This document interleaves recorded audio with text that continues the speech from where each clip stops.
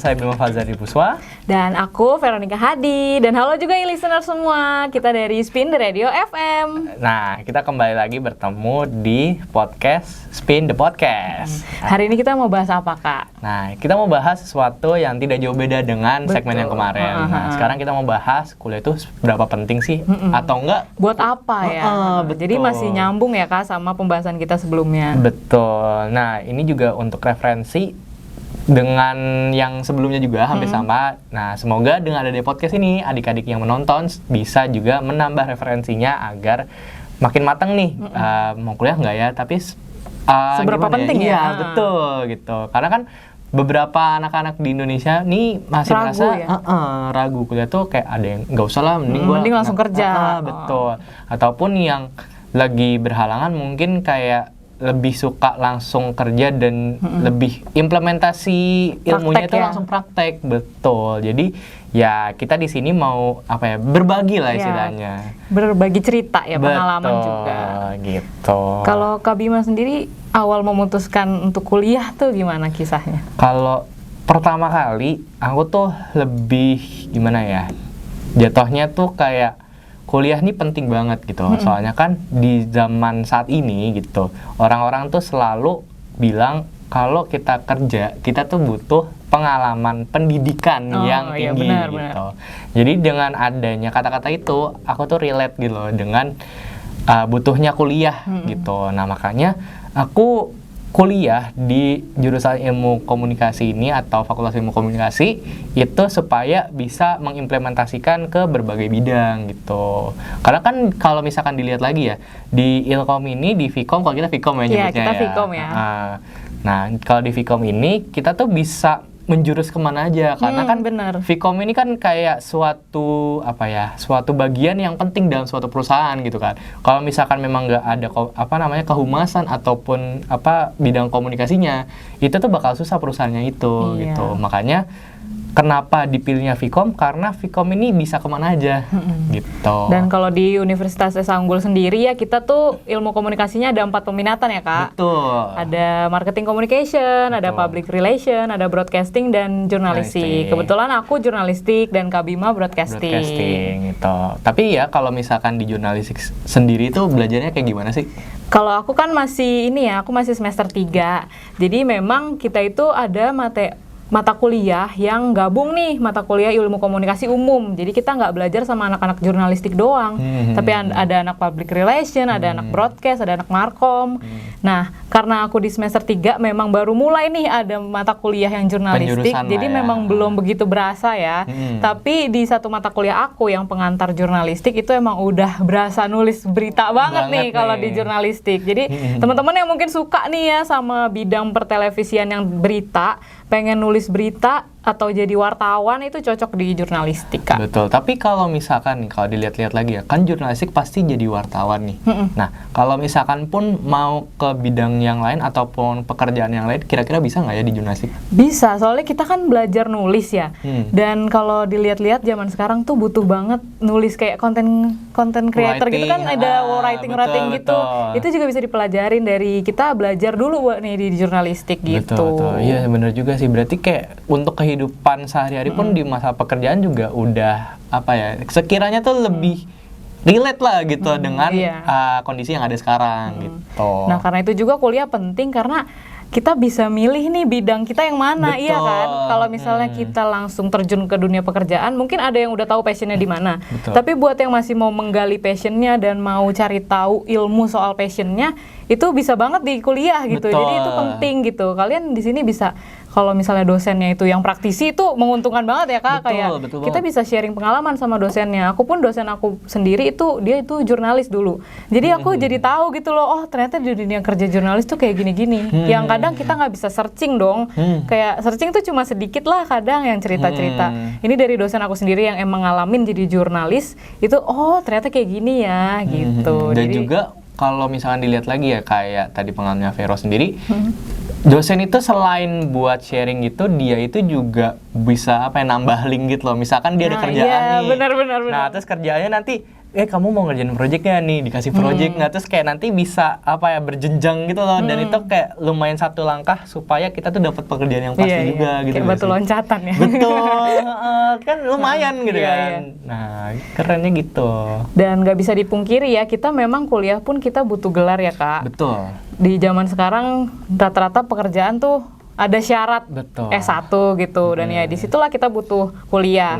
Kadang misalnya kita memang udah langsung terjun di dunia pekerjaan, mungkin udah jago nih, tapi ada kendala gelar, dan kadang gelar itu juga ngebantu kita untuk naik gaji gitu loh Kak. Nah iya benar-benar, semakin gede gelarnya, semakin gede juga gajinya. Iya, dan lebih bisa mungkin ningkatin jenjang karir gitu. Betul. Dengan gelar kita itu yang kita dapat dari perkuliahan gitu. Betul. Dan lagi selain gelar itu tuh kita juga bisa dapat more value gitu loh. Jadi ketika more value kita naik, gelar kita ada, dan itu nilai plusnya itu bisa nambah gaji juga gitu. Iya. Dan itu mungkin menurut kita juga sangat menguntungkan juga kan. juga buat gitu. kita. Apalagi kan juga pekerjaannya jujur-jujurannya kayak agak sulit kan zaman sekarang Iya, kan. bener banget. Makanya dibutuhkan value yang kuat atau value yang tinggi supaya kita bisa dapat kerjaan yang baik juga gitu.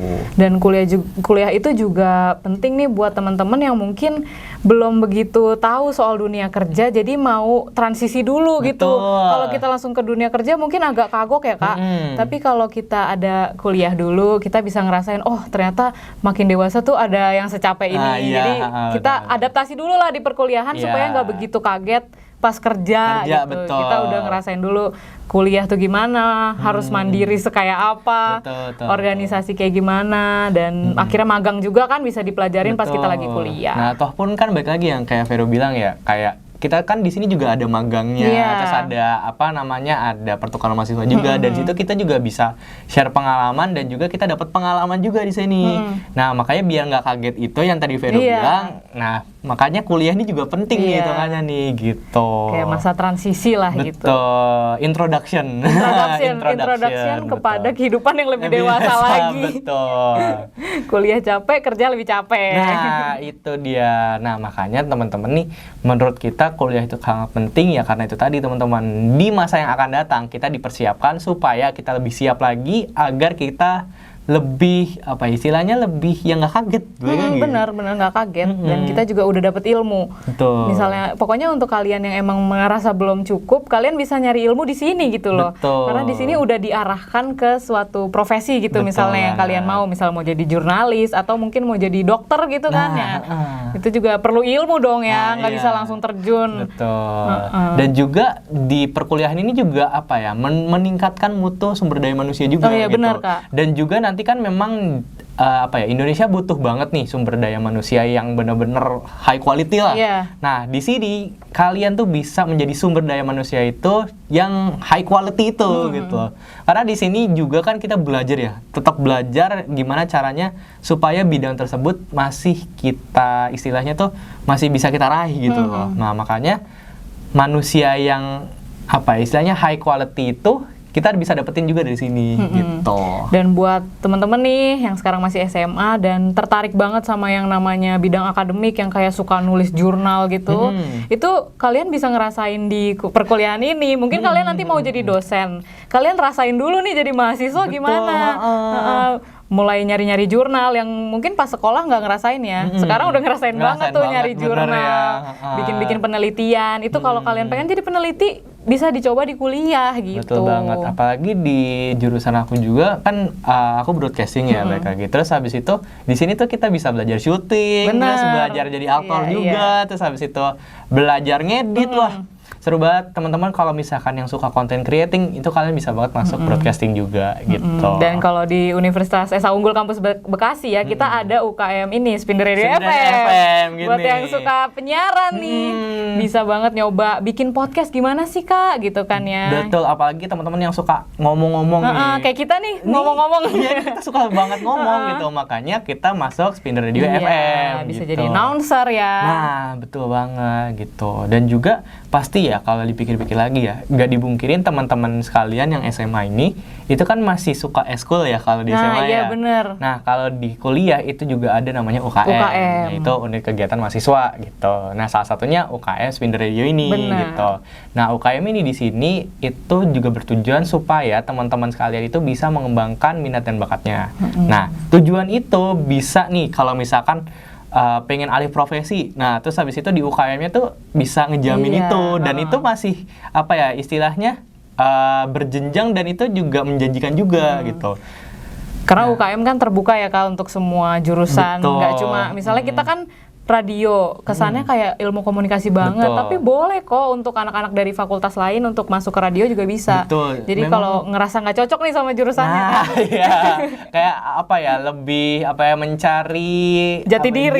Iya, betul gitu. Dan juga di Spinder Radio sendiri kan emang teman-teman kita juga ada yang dari Vikes, ada yang dari hukum, terus juga emang ada dari psikologi. Wah, banyak banget sih sebenarnya gitu. Nah, memang nggak membuang apa ya, peluang lah ibaratkan yang semua jurusan itu dapat di UKM-UKM itu gitu. Jadi di Universitas Esa Unggul emang kita kampus ini memang mewadahi ya mahasiswanya untuk merasakan UKM-UKM. Nah, dan juga di sini tuh ya selain UKM-UKM, baik lagi nih teman-teman yang suka organisasi nih. Nah, kan kalau di SMA ya, itu tuh ada yang namanya OSIS. Nah, kalau di sini ini ada beberapa kayak contohnya kayak Hima. Terus atau enggak kayak BEM gitu. Nah, saya sendiri pun juga ikut BEM gitu, teman-teman. Nah, BEM ini ya hampir sama sebenarnya 11-12 kan sama yang namanya OSIS. Ya, cuma memang lebih mandiri lagi. Betul.